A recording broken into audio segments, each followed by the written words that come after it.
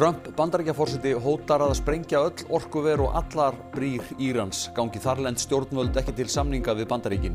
Vopnahlé rennur út á miðvikudag. 6 vikur eru í að kaffistofa Samhjálpar taki til starfa við Grensásveg í Reykjavík. Framkvæmdastjóri segir að vinnubrögð borgarinnar hafi alið á ótta. Íbúi í nágrenninu segir starfsemina þarfa en hún þurfi að vera á öðrum stað. Gervigreind æ meira notuð til að brjótast inn í tölvur og tölvukerfi. Markmið tölvuþrjótana oftast að komast yfir upplýsingar og valda skaða. Hundarnir Askur og Latti eru á starfsmannalista Fjölbrautaskólans í Garðabæ og hafa eigið netfang. Þeir þiggja þó engin laun fyrir störf sín. Krakkarnir á Ystakletti í Vestmannaeyjum ákváðu að grípa til sinna ráða þegar þau sáu að ökumenn í bænum óku of hratt eða voru í símanum. Sandalörðuklunni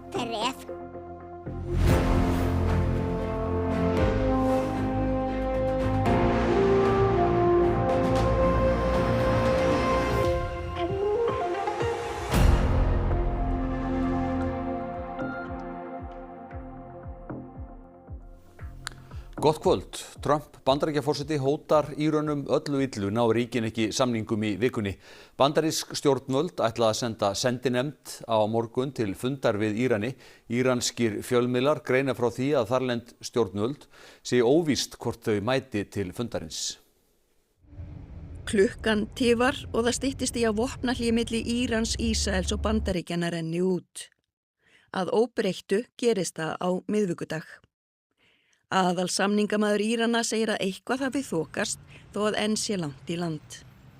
Íranar loka enn Hormúsundi og Bandaríkjaher hindrar skipaumferð til og frá Íran. Donald Trump sagði í viðtali á Fox sjónvarpsstöðinni í dag að ef Íranar myndu ekki undirrita samning við Bandaríkin yrði landið allt sprengt. Í færslu á Truth Social hótaði Trump að sprengja öll orkuver Írans og allar brýr takist ekki samningar. Þá sakar hann Írani að hafa brotið vopnahlé þegar þeir skutu á skip á Hormúsundi í gær. Bandarísk stjórnvöld tilkynntu í dag að sendinefnd fari til Pakistans á morgun til fundar við Írani. Líkt og síðustu helgi verður það varaforseti Bandaríkjanna sem fer fyrir nefndinni. Reykjavíkurborg ýttu undir hræðslu við skjólstæðinga kaffistofu Samhjálpar með vinnubrögðum sínum að mati framkvæmdastjóra samtakanna. Íbúi í nágrenninu segir galið að koma henni fyrir í miðju íbúðahverfi. Og hér þá röðin í matinn, þar sem afgreiddur út þessa lúgu og hér á móti þá öll hnífapör og diskar og ýmislegt slíkt, jafnvel drykkjarstöð sem hér líka. Og svo hér þá þetta svæði, þetta stóra opna svæði til þess að bara matast og geta setið við venjuleg borð. Svona verður fyrirkomulagið á kaffistofu Samhjálpar við Grensásveg sem á að opna í byrjun júní. En þar verða afgreidda nokkur hundruð máltíðir á dag. Hluti gestanna heimilislaus og opið verður alla daga vikunar allt árið. Kaffistofan hefur verið á hrakhólum síðustu mánuði og í tímabundnu húsnæði hjá Fíladelfíu kirkjunni. Íbúar við Grensásveg og nágrenni telja nýja staðsetningin sé óheppileg en þeir kærðu samþykkt byggingarleyfisins til úrskurðarnefndar, umhverfis og auðlindamála og krefjast þess að framkvæmdir verði stöðvaðar og niðurstöðunar að vænta í vikunni. Íbúar hafa gert athugasemd við þessa staðsetningu þar sem að þetta bara inn í miðju íbúahverfi. Íris segir að það sé meðal annars vegna upplýsinga frá lögreglum fjölda útkalla í kaffistofuna og ástæður þeirra. Árið 2024 voru 81 útkall að kaffistofu Samhjálpar að húsnæðinu sjálfu. Brotin eru stór og að setja þetta bara inn í mitt íbúahverfi bara algjörlega galið. Guðrún segir að sá langi tími sem það tók borgin að afgreiða leyfi til starfseminar hafi haft mikil áhrif. Það að sjálfsögðu hefur ýtt undir svona, ákveðna hræðslu. Þannig að það hversu lengi borgin var að taka ákvörðun eða afstöðu, þá verið að senda skilaboð að þetta sé eitthvað varasamt? Þannig upplifi ég það, já. Þið eru með byggingaleyfi og svona hálfgerða viðvörun í glugganum, af hverju?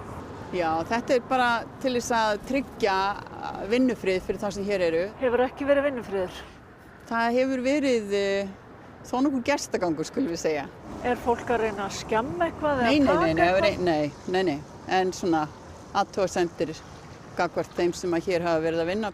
Íris segir að athugasemdir íbúanna snúi ekki að starfseminni, heldur staðsetningunni. Kaffistofa Samhjálpar, hún gegnir bara gífurlega mikilvægu hlutverki fyrir þeirra skjólstæðinga og er bara mjög mikilvæg starfsemi. Já, væri ekki ákjósanlegast að þetta væri hér í sátt og samlendi við alla sem er í nágrunni? Jú, að sjálfsögðu. Þetta þarf að vera í sátt og samlendi við íbúana, svo skjólstæðingunum líði líka bara mjög vel.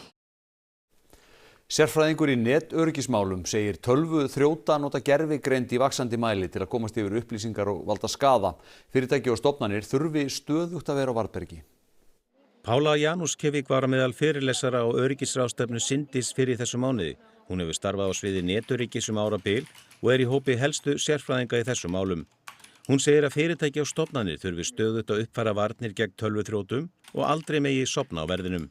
We definitely do underestimate a threat of cyber attacks, and the reason for that is that we are used to function in a certain configuration, a certain type of infrastructure, but the infrastructure obviously changes. Different attacks appear on the radar, and we have to keep our eyes open and always make sure that we are technically resistant to those. Hún segir að tölvuþrjótar hafi tekið gervigreindina í sína þjónustu og noti hana til að finna veikleika í tölvuvörnum.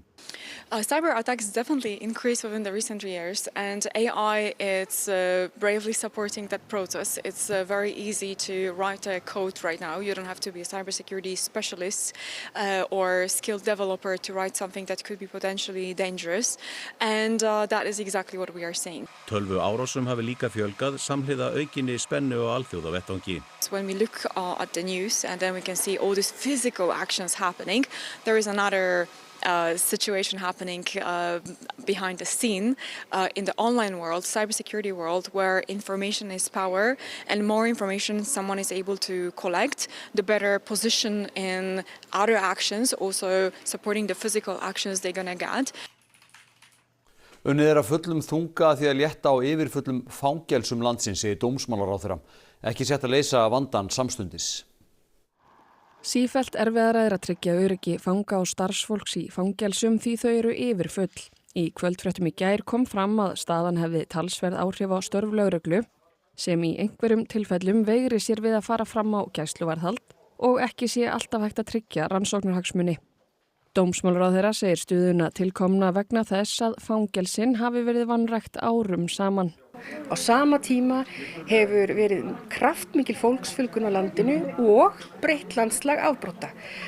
Stuttasvarið eru þetta bara okkur vantar fleiri fangelsspláss. Og ég er í vinnu til þess að koma því til leiðar. En það er langtímaverkefni og þess vegna þarf ég að horfa á skammtíma aðgerðir líka. Fangelsisstofnun hafi fengið 230 milljónir aukalega í fyrra. Verið sé að fjölga fangarýmum á Sogni. Þá séu 2 frumvörp að fara fyrir þingið sem eigi að létta á fangelsunum. Brottfarastöðin, hún er umdeild, ég skil það, en það breytir ekki þeirri staðreynd að í fangelsum landsins í dag situr hópur manna í gæsluvarðhaldi sem ættu að vera í öðru úrræði. Þegar við komum þessu úrræði á fót, þá mun létta á fangelsunum. Hitt frumvarpið miðar að því að föngum með lítil sem engin tengsl við landið verði vísað úr landi, jafnvel áður en þeir hafa lokið afplánun. Þorbjörg segir að vandinn verði ekki leystur samstundis. En það er ekkert sem getur gerst alveg strax á morgun. Við erum með nokkrar aðgerðir í gangi og það er verið að vinna að þessum málum af fullum þunga. Miðvinstra bandalag undir forystu Rumen Radev hlýtur flest atkvæði í þingkosningunum í Búlgaríu samkvæmt útgönguspám síðdegis, rúm 37%. Kosningarnar voru þær 8. á 5 árum. Radev var forseti Búlgaríu þar til í janúar hann fór úr embætti eftir fjölmenn mótmæli gegn ríkisstjórninni. Hann hefur heitið því að berjast gegn spillingu og á móti hernaðarstuðningi Búlgaríu og Evrópusambandsins við Úkraínu. Þá vill hann bæta samskiptin við Rússland.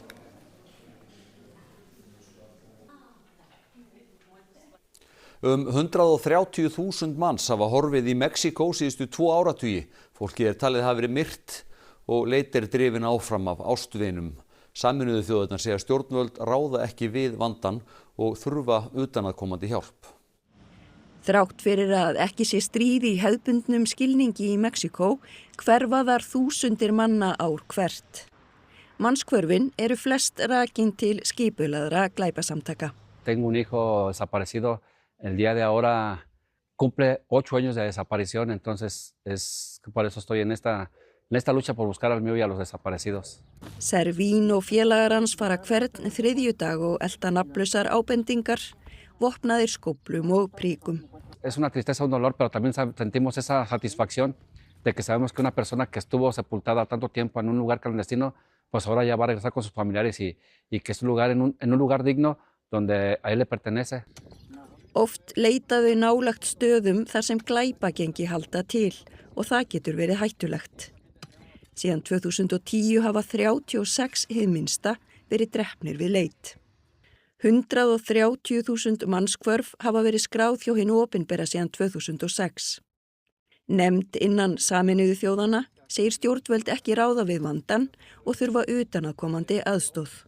Dæmi séu að stjórnvöld ýmist tengist mannshvörfum eða hafa ekki gert nóg til að koma í veg fyrir þau og rannsaka. Forseti landsins þó á öðru máli.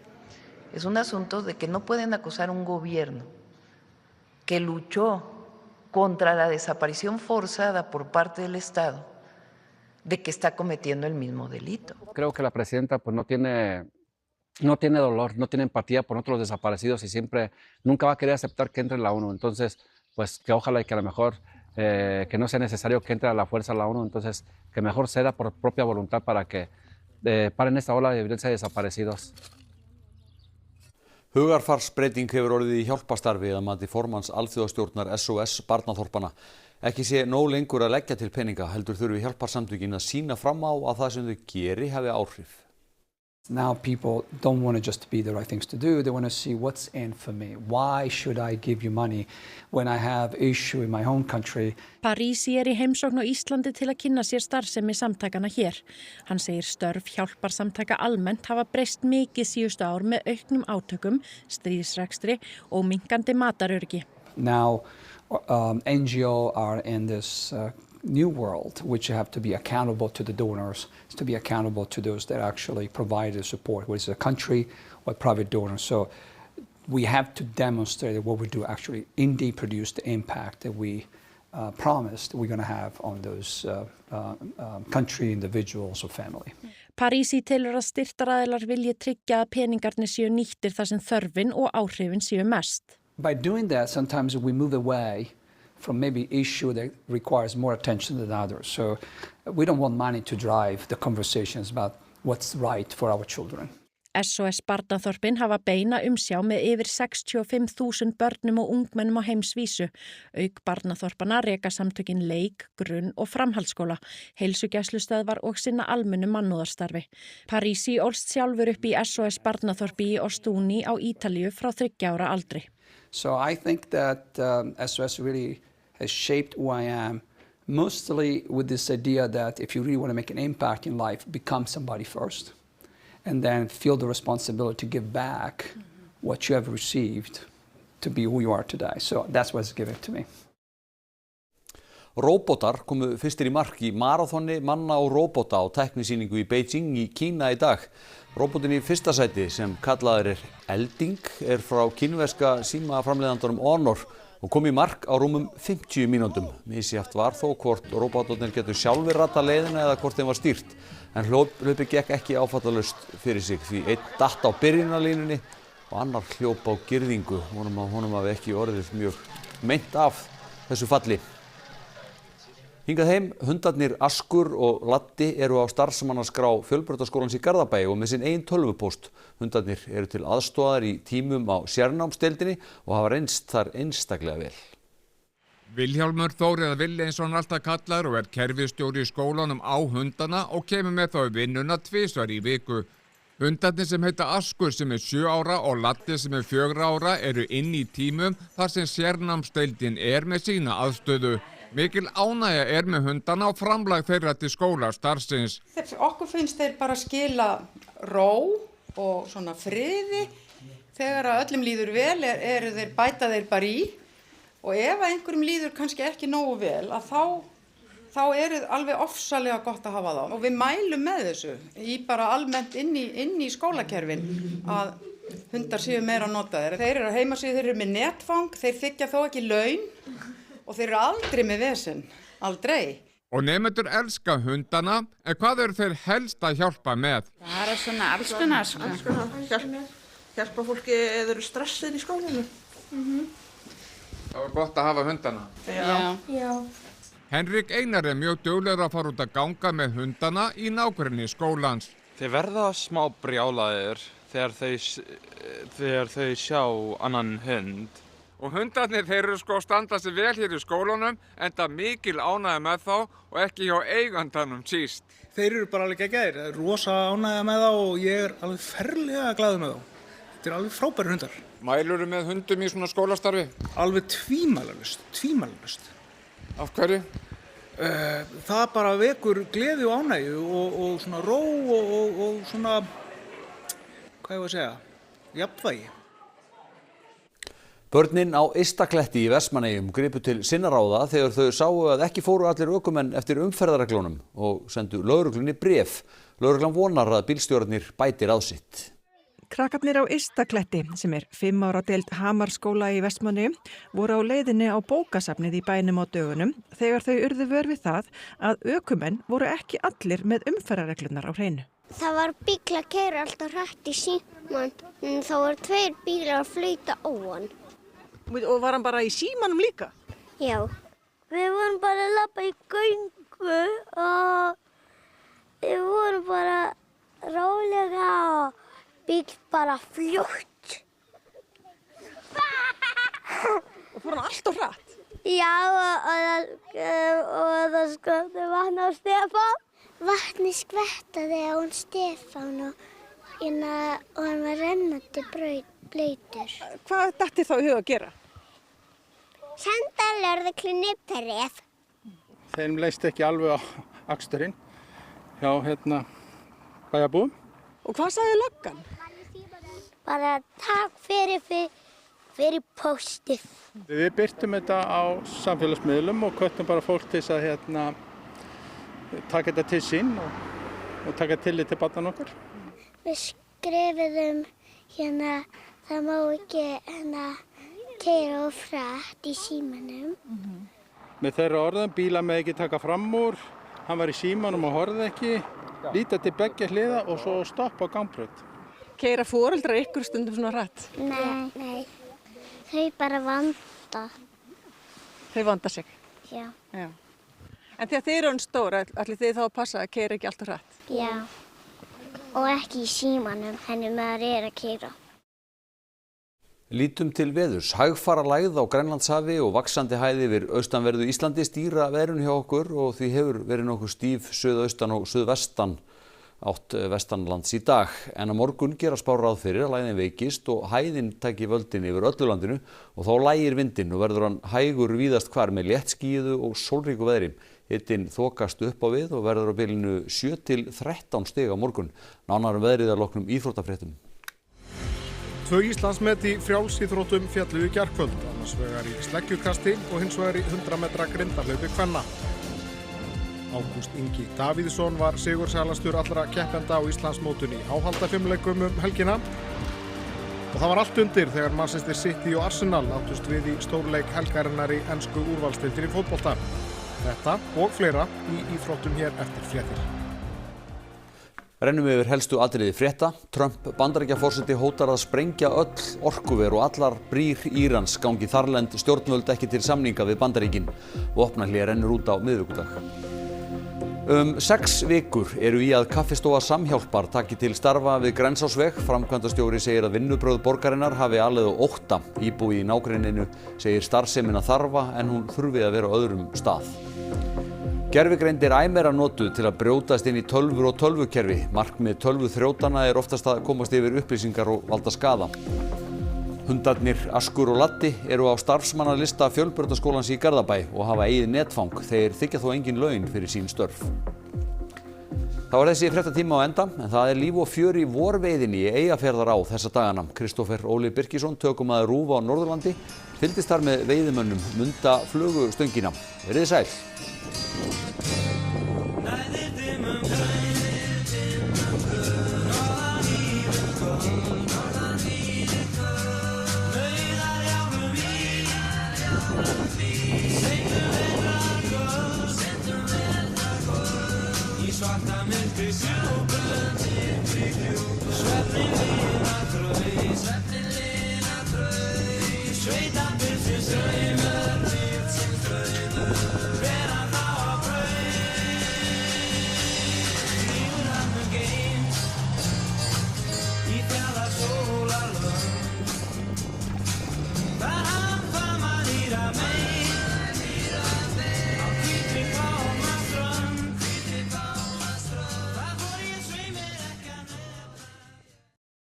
Á RÚV í kvöld. Þú þurftir alveg að hafa fyrir þú? Já, það er aldrei auðvöld keppni þegar grettisspeltir að ræða, sko.